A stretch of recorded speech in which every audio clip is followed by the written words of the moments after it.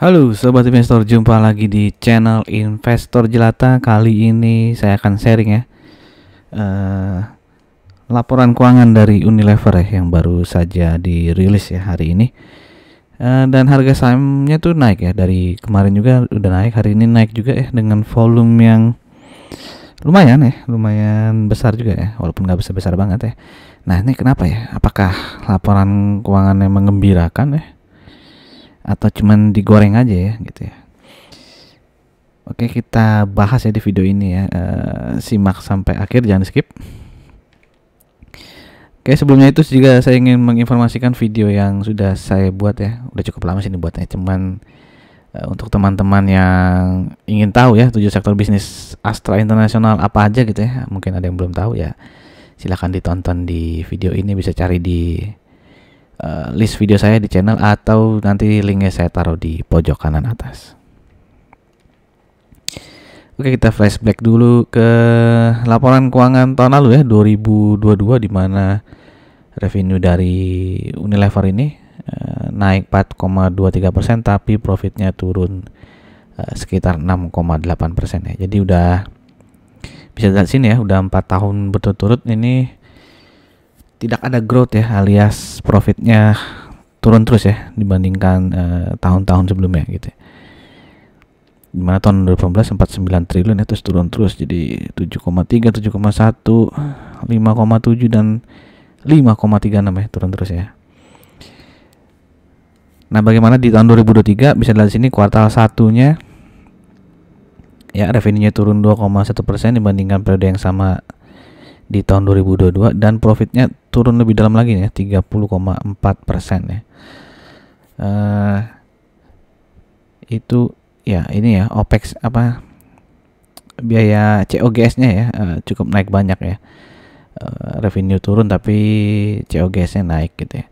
Nah, di kuartal 2023 bisa dilihat juga ini profitnya masih turun ya, 3,89. Dan bisa dilihat dari kuartal 1 1,41 triliun, terus kuartal 2 turun juga nih ya, 1,35. Jadi secara kuartal 1 versus kuartal 2 di tahun sama juga turun. Kuartal 2 2003 versus kuartal 2 2022 juga turun ya. Jadi, nah, sebelum kita masuk ke laporan keuangan kuartal 3 tahun ini, seperti biasa untuk teman-teman yang baru saja mampir di sini atau yang sudah sering mampir tapi belum subscribe, silakan di-subscribe dan klik loncengnya agar tidak ketinggalan ya informasi-informasi yang mungkin saja berguna untuk teman-teman ya. Oke, kita lanjut sekarang masuk ke laporan keuangan kuartal 3 ya. Ini yang di total ya, dari Januari sampai dengan September 2023. Bisa dilihat di sini pendapatan ya, alias penjualannya turun ya, 3,8%. Ya, tapi Unilever sekarang berhasil menekan biaya produksinya ya. Harga pokok penjualannya berhasil ditekan sebesar 8,2% ya. Jadi bisa ada penghematan nih dari Unilever ya, sehingga laba brutonya bisa naik 2,27% ya dibandingkan periode yang sama di tahun 2023. Oke, tapi walaupun begitu bisa lihat di sini ya, laba bersihnya itu masih turun ya, 9,17% ya. Oke, itu kenapa? Bisa dilihat dari mana nih ya? Ya, inilah ya, beban pemasaran ya, marketing maupun beban umumnya masih lebih tinggi ya dibandingkan tahun lalu ya. Oke, nah sekarang kalau kita lihat ya kuartal versus kuartalnya ya. Ya, ini jadi kuartal 1, kuartal 2, kuartal 3 di tahun 2003, dan di paling kanan ini adalah kuartal 3 di tahun 2022. Oke. Nah, kita lihat di profitnya aja nih, net income ya. Bisa dilihat di sini kuartal 1 net income 1,41 triliun, kuartal 2 1,35 triliun, dan di kuartal 3 ini berhasil naik ya menjadi 1,429 triliun ya kalau dilihat per kuartal. Nah, berarti ada kenaikan sekitar 5,85% ya di kuartal 3 ini versus di kuartal 2 yang lalu ya, 2023. Nah, kalau kita bandingkan kuartal 3 2023 dengan kuartal 3 2022, bisa dilihat sini ada kenaikan lebih signifikan lagi, 26,7%. Nah, walaupun tadi di Januari sampai Septembernya masih turun 9,17%, tapi mungkin market melihat ya ada kenaikan dari kuartal 2 2003 ke kuartal 3 2003 ada kenaikan 5,85%. Dan kalau dibandingkan tahun lalu naiknya lebih besar lagi ya, 26,7%. Mungkin hal inilah yang dilihat oleh market, ada perbaikan ya dari performa keuangan ya, alias dari profitnya Unilever, sehingga direspon oleh market dengan kenaikan harganya cukup lumayan ya di 2 hari terakhir ini khususnya. Nanti kita lihat chartnya lah ya.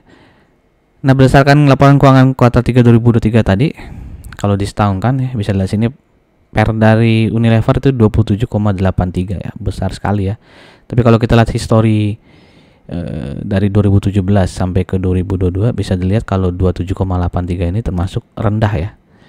Ya, jadi ya sama rendahnya ketika tahun 2021 ya. Tapi kalau dilihat tahun-tahun sebelumnya ya, di atas 30%, ini bahkan sampai 60% ya di tahun 2017 ya. Dan saat itu walaupun PER 60 kali itu ya, Unilever tuh tetap jadi saham primadona ya. Itu biasanya dibilang karena ROE-nya tinggi gitu ya. ROE-nya kan sampai 135% tuh ya. Oke, dan pada akhirnya dia ternyata bisa turun juga tuh ya, dan belum balik-balik nih, masih belum bisa mencapai harga tertingginya seperti sebelumnya ya. Oke, dan PBV-nya 24,21, ini juga sangat tinggi ya. Tapi lagi-lagi kalau dilihat histori dari tahun 2017 sampai 2022, 24,21 ini termasuk rendah ya. Nah, ROE-nya sekarang 86,88% ya. Nah, ini juga termasuk turun juga nih kalau dibandingkan tahun-tahun sebelumnya yang bisa di atas 100%. Dengan DER yang cukup tinggi ya, 2,11. Nah, kalau kita bandingkan dengan average subsektornya, ini kan ada di consumer non cyclical ya. Terus subsektornya itu non durable household products. Dimana di sini bisa lihat PER-nya secara rata 6,95 ya. Jadi PER-nya si Unilever ini terlihat sangat jomplang ya, sangat tinggi sekali.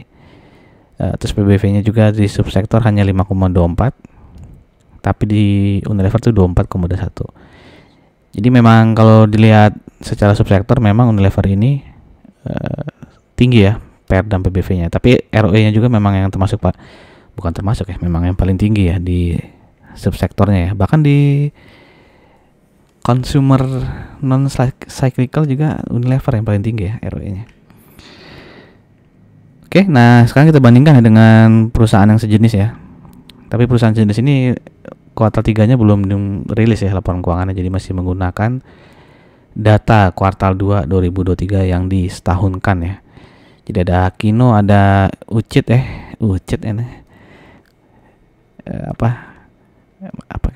Unicam ya kalau salah, Unicam ya. Kalau ada Mayora, ada Campina, ada Good itu Garuda Food ya. Nah, bisa lihat di sini EPS dari Unilever tuh yang paling tinggi ya. PER-nya juga, PER-nya ternyata masih kalah sama Garuda Food nih. Garuda Food bisa ngalahin Unilever ya. Jadi secara kalau dibandingkan dengan 5 perusahaan ini, ternyata PER-nya masih bisa dibilang bukan yang paling mahal lah gitu ya, karena masih ada Garuda Food dan juga Kino nih ya. Oke, lalu PBV-nya ya, kalau PBV-nya nih luar biasa ya, paling tinggi lah 24,21 ya. Yang lainnya cuma di bawah 4 ya. Dan tapi bisa lihat di sini ROE-nya memang berkali-kali lipat ya dibandingkan perusahaan lainnya. Bahkan Mayora aja hanya 17,54 ya. Seperempatnya loh ya. Jadi Unilever 4 kalinya lebih ya ROE-nya dibandingkan Mayora ya. Oke, jadi kalau dilihat dari sini ya wajar saja mungkin dihargai PBV-nya 24,21 ya, karena ROE-nya yang sangat tinggi nih ya. Tapi kalau dilihat dari sini yang paling menarik apa nih ya? Menurut teman-teman apa yang paling menarik ya? Kalau saya sih kayak Campina ya yang paling menarik ya. PBV-nya 2,17, PER-nya 15 ya, dengan ROE yang lumayan ya, 14 ya. Soalnya Mayora ROE-nya tinggi tapi PER-nya udah 24 ya. Oke. Ya silakan tuliskan pendapat teman-teman ya. Kalau menurut saya sih Campina ya yang paling menarik kalau berdasarkan rasio ini. Oke, sekarang kita lihat chartnya di mana sejak mungkin ini di sini ya, pertengahan September lah ya, atau di akhir September mulai terlihat uptrend ya si Unilever ini ya. Dia bisa break ini juga nih. Ini di 3.900 kalau nggak salah di sini ya. Resisten 3.900 berhasil ditembus ya. Jadi 2 hari terakhir ini candlesticknya lumayan besar ya, dengan volume juga cukup lumayan ya. Ini ketutupan nih volume ya. Nah, terus di sini ada gap ya, gap di 4.270 ya. Jadi kalau mau sekedar trading ya, bukan untuk hold lama ya, targetnya menutup gap inilah ya, 4.270 ya. Tapi hati-hati aja kalau dia